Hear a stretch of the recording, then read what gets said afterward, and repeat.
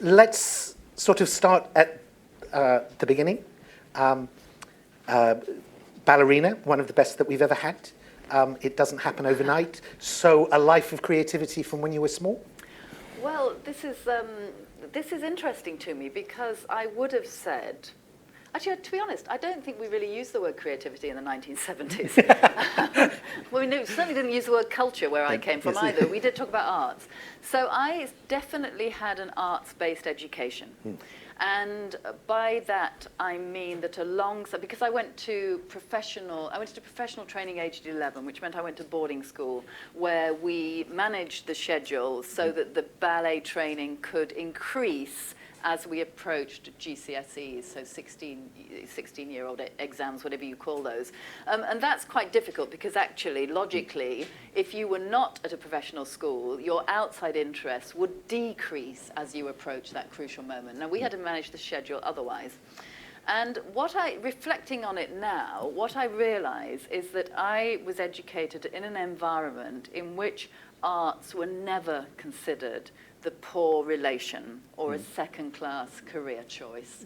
And although we didn't go as far as to dance our maths, we really didn't, there was a feeling that arts was respected, and indeed it was the reason we were there. And I now see that that is very different to the educational experience of most people.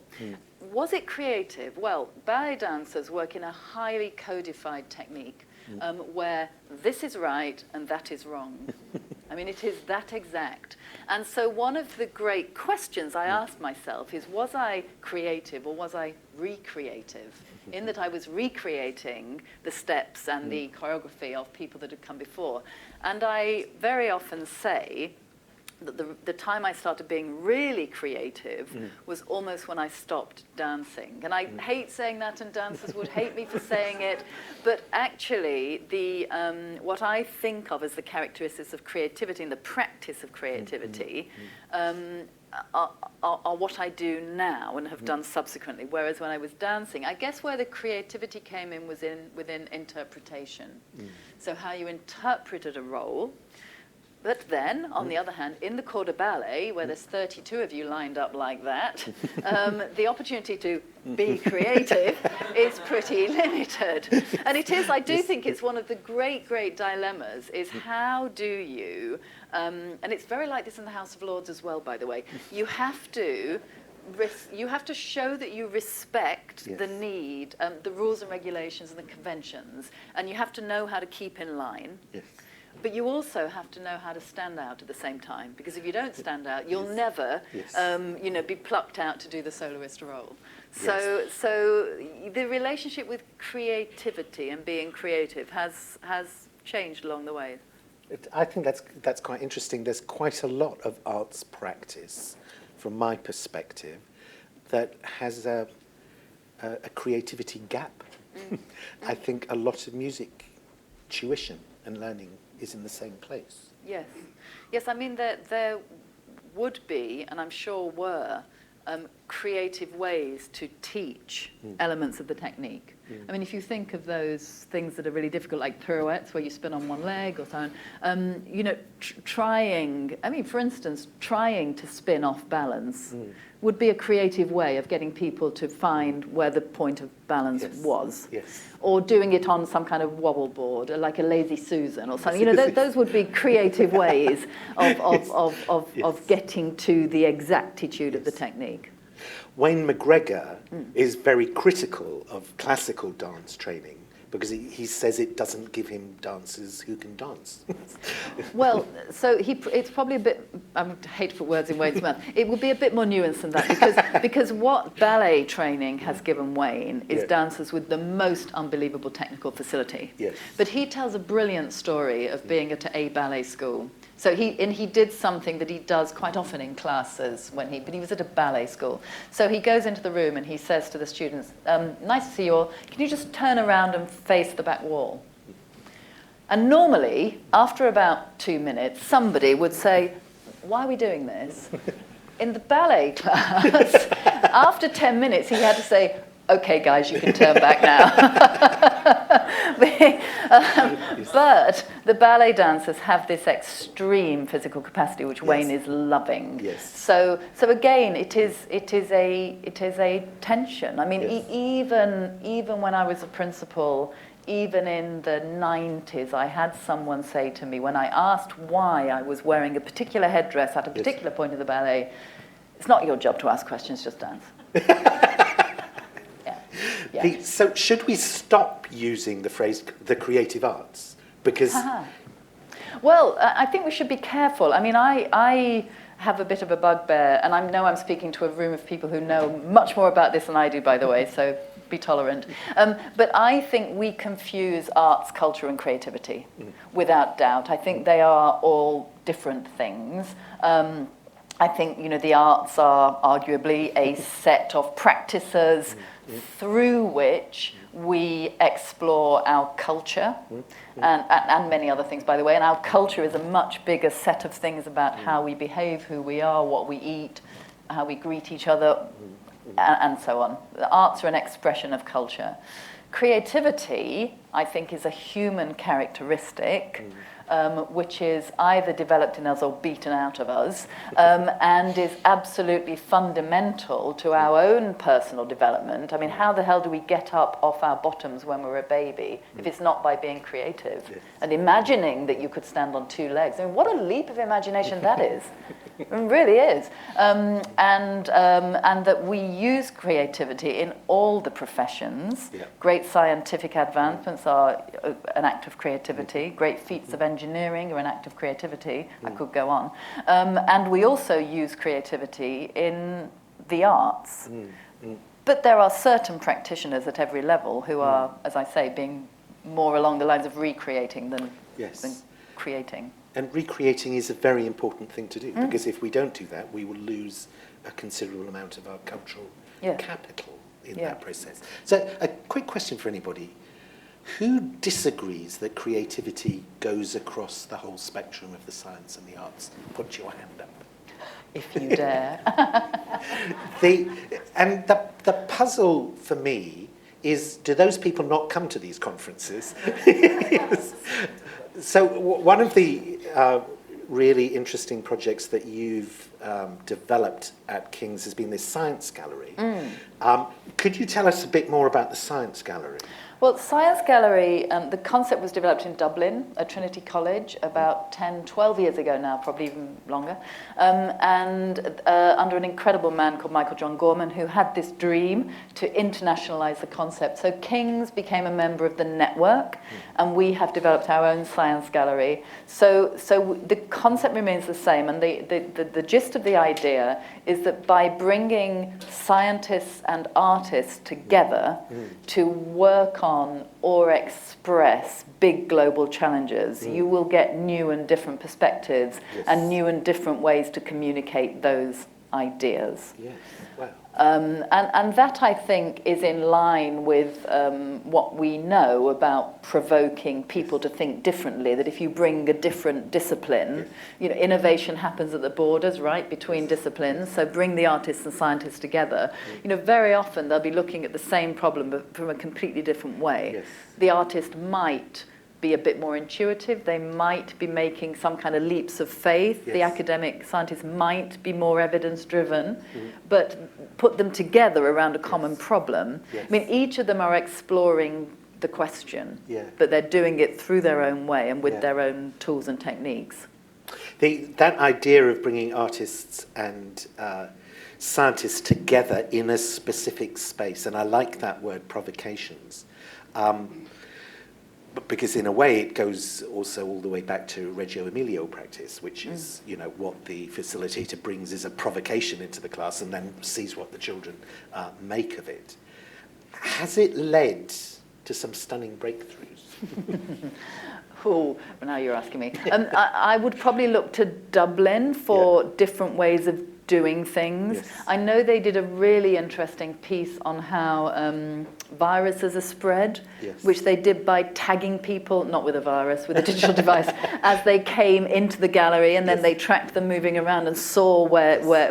So I know that did shift thinking on that question, Yes. which was really interesting. At King's, some of the projects we started, which are outside the Science Gallery, Yes. but one in particular was exploring the use of singing, so an artistic practice, Yes. within recovery from stroke. Right, And yes. that's had some really, really impressive results. That's about 6 or 7 years old now, that project. So, early days in terms of science research, yes. but quite significant. That's really interesting. That process of helping develop that and bringing them in, has that brought you into contact with more scientists than you would have done before? So my first interest in science, in its relationship to art, goes back to the late 90s, when I had the huge privilege of being asked to think about a BBC series. And the BBC, which I adore, had a habit of putting the word magic in the same sentence as the magic of dance and the magic of Romeo and Juliet and the magic of that. And I used to shout at the television, "It's not magic, it's science." So I wrote the idea for a series which looked in 3 parts. It was called The Dancer's Body, but the first part looked at the dancer's body and the science of how we move, how do we balance, how do we jump, how do we spin, and there was one more, I can't remember what it was. What is genetic and what can you train, what transformation happens during that training. The second looked at the dancer's brain and how we learn and remember movement. Yes. And the third looked at the audience's brain and how the audience reads and attributes meaning to movement. So that brought me into contact with a lot of scientists as we sought to explore those options, and it was the first time I realised that you can't ask a scientist a straight question, because the answer is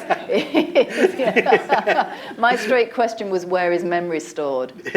Yeah, I got back about 40 pages on it, and actually I realised I'd gone native when I found myself at the end of this series saying, you can't say that memory's stored there, it's just not. I was like, I've been converted. So I've always had this interest in how science and art interface. Yes. And my original role at King's did bring me into contact with many of the faculties. Yes.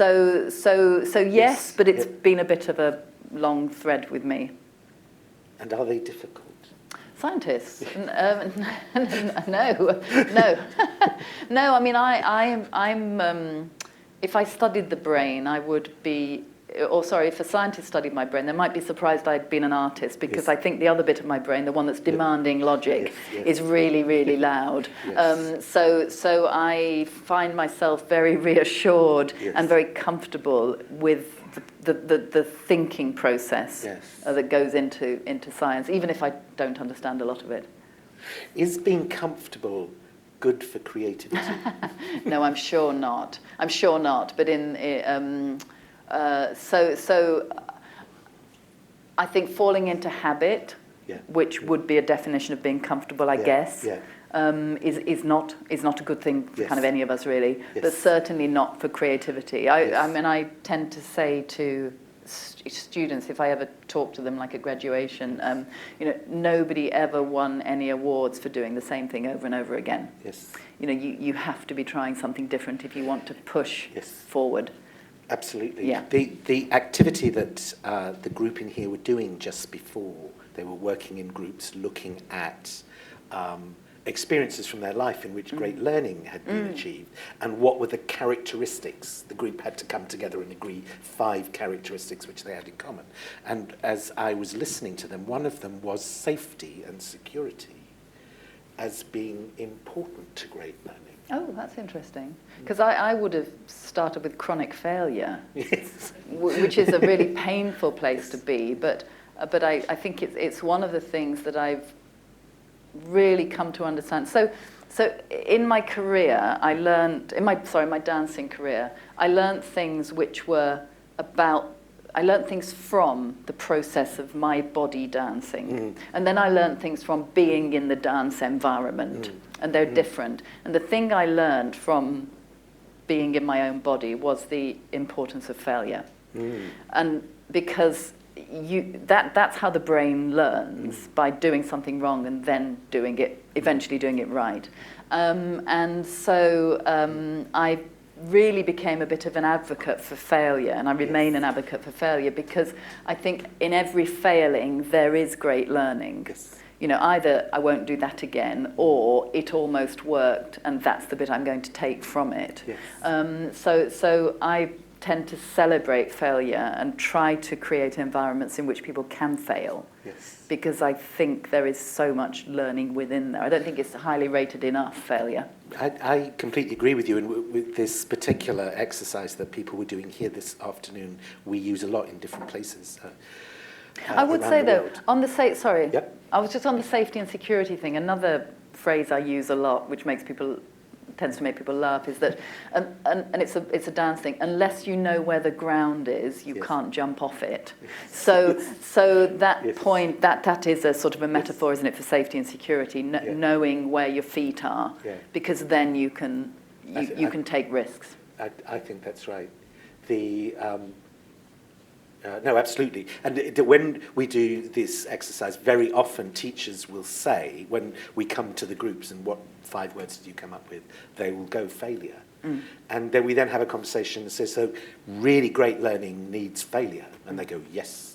So we go, so you let all your kids fail in school? And they go, oh no, we can't let them do that. And there is, and I observe it so often in the classroom, the teachers intervening to catch the child, always, before they're failed. And to me, I'm going, no, you've got to stand back. They've got to do it, and then they've got to work out how to come out of that process.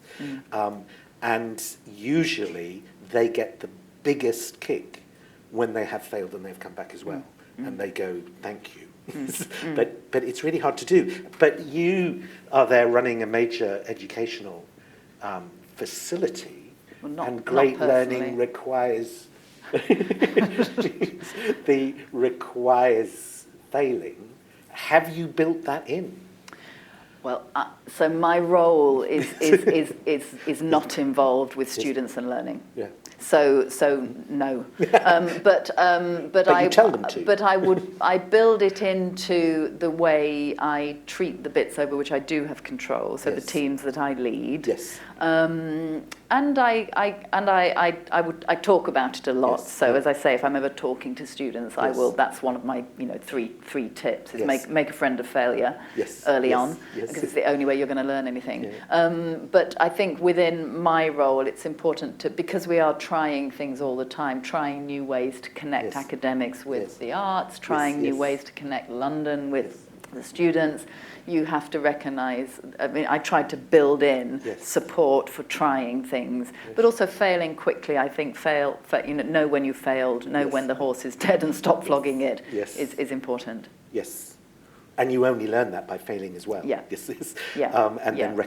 recognising that particular failure.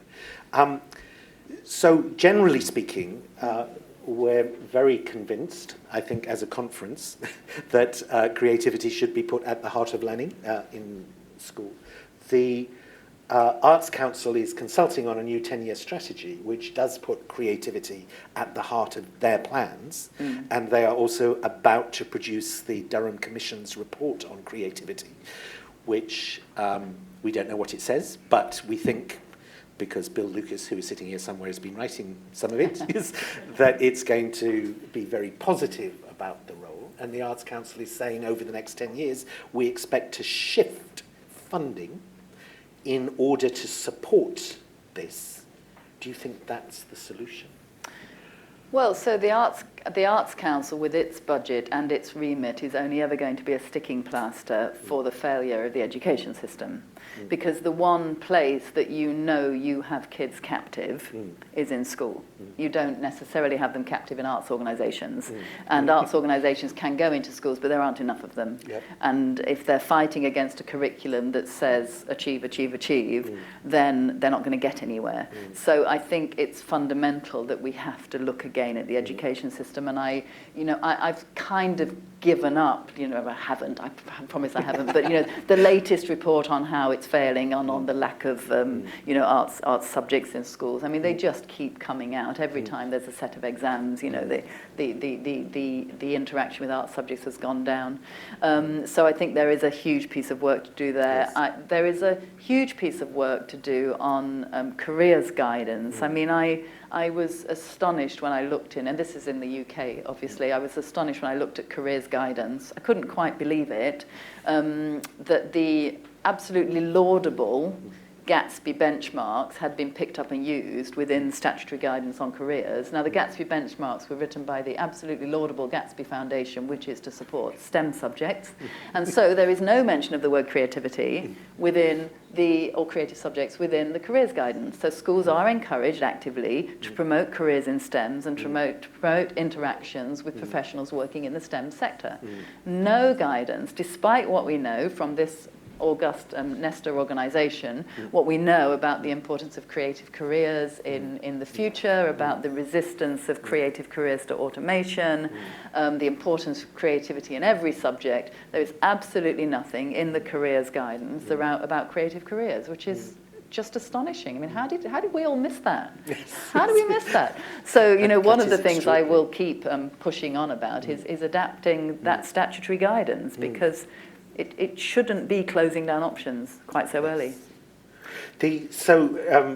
Much more recently, you've now moved into the House of Lords, and obviously your primary job starting tomorrow is to save the country from falling apart. But once you've done that, will this be a big feature of your political life? Well, it's really interesting when you arrive in the Lords, if you're not a professional politician, you spend a deal of time working out how it works, working out how to contribute, how to make the most of the opportunity. And the oddest thing for somebody who's always, my last two jobs, I've had a lot of autonomy in a big organisation, but I've always known that if I look up, I can see, God or the boss, and somebody will just tell me whether I'm going the right direction or not. And of course, in the Lords, we are a self-regulating chamber, and we are there as individuals. I'm a crossbencher, so I don't have the party whip of any particular party. So in the end, it's up to me how I decide to use my time. And so over the course of the first year, certain things have emerged in my head as being important agendas. One of them is this, without doubt, creativity in the education system, creative careers. And then, other pieces are coming alongside it, which are perhaps more unexpected. But this is something that, I do feel passionate about. No, it's true. The first major speech, as far as I can tell, that you made in the House of Lords was on this subject, and it's great. And here in England, you can go onto the website of Hansard, which is our record of Parliament, and if you look up Baroness Bull, and click on that, this speech will come up for you. It will. And you'll be able to read it, and it gives you a very rounded and an utterly convincing case for what you're talking about. Are there questions out there that people would like to ask? Yes, Ajit. It's coming. Normally, my understanding is that ballet is a classical art, same as Bharatanatyam of India. So in such arts, this mentor-mentee relationship is very important. So the learning will become very exclusive. So the collaboration of mentor and the mentee, the teacher and the pupil, they'll work together to evolve a creative dimension into their own journeys. So how can you institutionalize it if it comes to this kind of, a system-driven, institution-driven idea? I think although they are both classical techniques, the teaching of them is slightly different. So there isn't the one-on-one relationship. The class it's a class of people who are taught by one teacher and then a different teacher the next year. So there were a series of mentors, if you like, over the years. And of course, ballet, is typically performed by a mass of people, for a mass of people. And so it kind of requires an institution in order to keep that art form alive. You sort of need a machine that can produce dancers and can produce the productions in which the ballet is seen. There have been people over the years who have had that I've had that one-on-one contact with, but it's not been, it wasn't from sort of, age 3 up till 20, it was different people. So it is slightly different. But I think those learning models that you're talking about are very strong in, certainly in South Asia, and that kind of thing. Do you think they can be replicated in an education system? We have done an experiment with ballet and Bharatanatyam coming together and teaching momentum principles of physics. Right. Right. Ajit runs a big and fabulous foundation in India, which is trying to put creativity at the heart of STEM for Indian school children. And they go out into schools and they have all these amazing mobile labs and so forth, and they're reaching over 1 million children every year. Fantastic. In terms of what they do. And the thinking they have there, I think, is really great. Are there any other questions? Yes. It was a very interesting thing that you talked about, the science behind the ballet dance. Do you ever think that when the dance is taught in the form in which it needs to be, is science integrated there? That's one question. Do you also see the vice versa? When there is a subject taught in a formal school setting, do you bring the arts into the school setting and teach science connected with the dance art? Because then that amalgamation of learning science with the connection between science and arts, or arts and science, takes on a different dimension completely. So do you think that sort of an integration can happen in the future when we are talking about creativity in science, in math, or in arts, and how do we bring all the subjects together? So on the second question first, there are people that do that, and probably some of you know more about that than I do. I think there's a question of sustainability. So if it is the one-off, we're bringing a ballet dancer in today to look at, equations through the lens of contemporary dance, that's always going to be a one-off intervention because it's not sustainable. So I think those things have value. But I think it's probably more important to support teachers in embedding appropriate creativity in their teaching methodologies, because there just isn't capacity to do the one-off thing by its very nature. And to your first point, so the very best teachers are typically or in my time, were teaching, again, as a little bit like Bharatanatyam, what they'd learned from their teacher, So in the best instances, the science was sort of embedded, but it was not referred to as that. So when, if you were to ask a teacher how a pirouette happens, how is the momentum gathered and the force of it, they wouldn't know. They wouldn't know. Why do we spot? The thing dancers do when they look at the same spot? Why do we do that? Because it means you don't get dizzy. But most teachers wouldn't be able to tell you about the inner ear and how the fluid goes in one direction. So by stopping the head, you're stopping they wouldn't be able to tell you that. But they would know that you're supposed to spot, and they'd be right.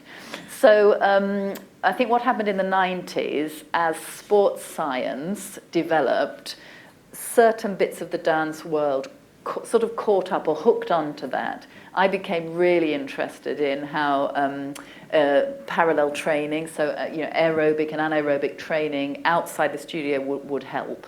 So these days teachers would know a bit more about the science, but largely they would be passing on very long learned traditions without the science. But if you had science teachers teaching the middle ear, then spotting would be Yeah. a really interesting Yeah. way of getting children and young people interested in Yes. it, because it's such an immediate physical thing. And I think I was really interested in what you were saying before about, for instance, where memory is in the body. Well, it's not in the body. It's in the brain. It's really not in the body. There ain't such a thing as muscle memory. Well, Okay, no, the I'll muscles take that. don't have any memory. But it's in the brain. Thank you. Unfortunately, Oh. that's... one more question from Zamira. Okay. Thank you very much. It's very interesting.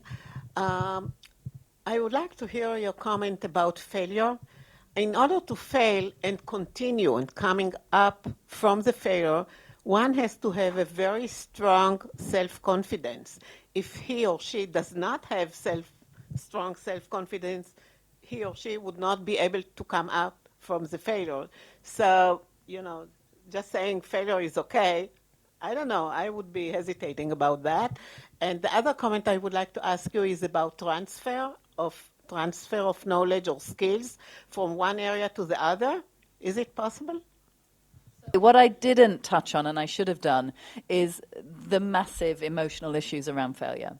And most of my fails have not been a fail, get up and succeed. They've been fail, suffer, suffer, suffer, suffer, suffer, suffer, suffer, seek help, support, rebuild, get up and succeed. And I think in the arts, failures happen in public, which is even worse. So you're absolutely right to raise that, but you can't say, so therefore avoid failure, because if we avoid failure, you're avoiding risk, and if you avoid risk, you're not getting anywhere. And the second question was, transfer. Yes, so this I could talk for hours about, and I won't. But the things that I learned through my career in dance, I realized provided an extraordinary set of skills for the next career, but it wasn't easy to instantly point to what they would be. So the only one people can instantly point to is discipline. That's the one that they say, that discipline. But I talk about learning from failure. I talk about the balance of tradition and innovation. I talk about, trial in the marketplace, all of the teamwork, good leadership, bad leadership. These are all things I learned. But I think I've done the dance world a service by articulating them, because nobody had ever really done that before. But I think they are there. Thank you very much indeed together.